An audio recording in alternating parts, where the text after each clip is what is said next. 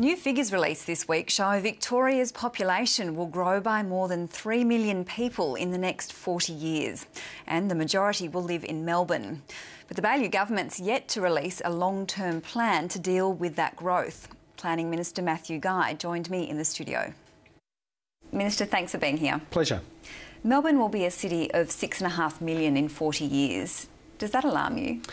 Look, population is certainly increasing in Melbourne, and I think there's been some periods over the last 10 years where it's been at record levels. It won't be at those record levels over the coming decades, but population is still growing quite strongly compared to historical levels. Generation X's are choosing to have a third child more than their parents. Their parents are living longer than their grandparents, and so we have to accommodate a planning scheme with a population that is certainly ageing, but also one where natural increase is larger. Well, we certainly do have to accommodate this growth, and you've had 18 months to think about how you will deal with it. When will you release your plan, your long-term plan for Melbourne? The government has made a number of very clear statements around population accommodation. We've talked about expanding the central business district. We have mooted some large urban renewal projects for the central part of Melbourne. Our focus is on those activities areas, defined boundaries, so Melburnians know where change will occur within the suburbs in those defined activities areas. And of course, we've got a logical inclusions committee that's looking at growth boundary anomalies and growth boundary changes. On top of all of that, the government is working very hard to provide employment incentives and population growth incentives in regional Victoria. We don't want to grow a city-state as our predecessors did. We want all of the state to grow. But when will you release your plan? Metropolitan planning policy will be out mid-next year. In the lead up to that, we are releasing a number of very significant changes to the planning system. We are continually reforming the system. Our changes to zones will happen in the next few weeks. Code assessment, which is a streamlined method of planning, will be announced and introduced to legislation to the Parliament fairly shortly.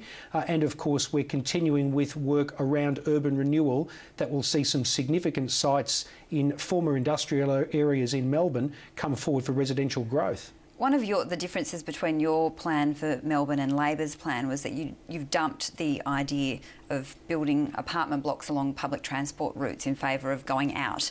Do you stand by that policy? Well, that's not necessarily correct. We don't believe in the free-for-all that the Labor Party had for growth across the suburbs.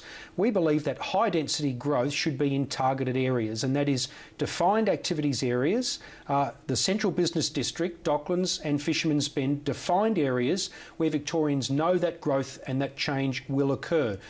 You have to have a mix in growth. It can't be all in just one area. It can't just be in the growth areas or existing suburbs or in urban renewal. It needs to be an accommodated plan, and that's precisely what we're doing. Overseas immigration is expected to be one of the biggest drivers of population over the next 40 years. Yeah.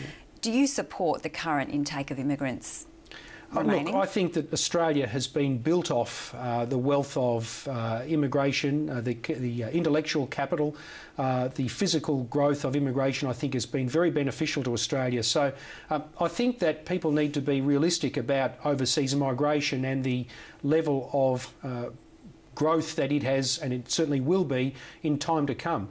Natural increase is increasing. People are having more children, we are living longer. So the number of Australians here is only increasing in its capacity. Overseas migration will be an element of Australian... Well, in fact, your report says it's the major driver. Well, it will certainly be the major driver in terms of numerically, only just, but numerically. And it will do that because governments support, particularly in Victoria, support the rationale behind increasing our population with a mix of natural growth and overseas migration. Is that sustainable? I certainly do support it. Yes, it's sustainable. If you look to the 1950s and 60s, Josie, even in the 70s, our population growth was higher in percentage terms than it has been throughout the last decade and a half. The state budget is next Tuesday. We've learnt today that $500 million has been set aside for a new prison. Given the pressures in your portfolio, should that be a priority? Well, this government has a very clear agenda around law and order, and if we're going to grow our city, it needs to be a safe city. and if there is obviously a sentencing regime that increases the number of people that may be behind bars or within the system, then the government might need to accommodate that. Now, whether that features in the budget or not, you'll obviously see Tuesday. That's Kim Wells' budget. That's up to him to announce, obviously.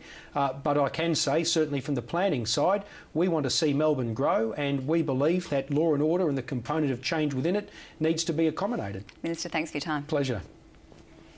And for the record, this is the third week in a row that we've asked the Premier, Ted Baillieu, to be our guest, and it's the third week that he's declined, but we will keep asking.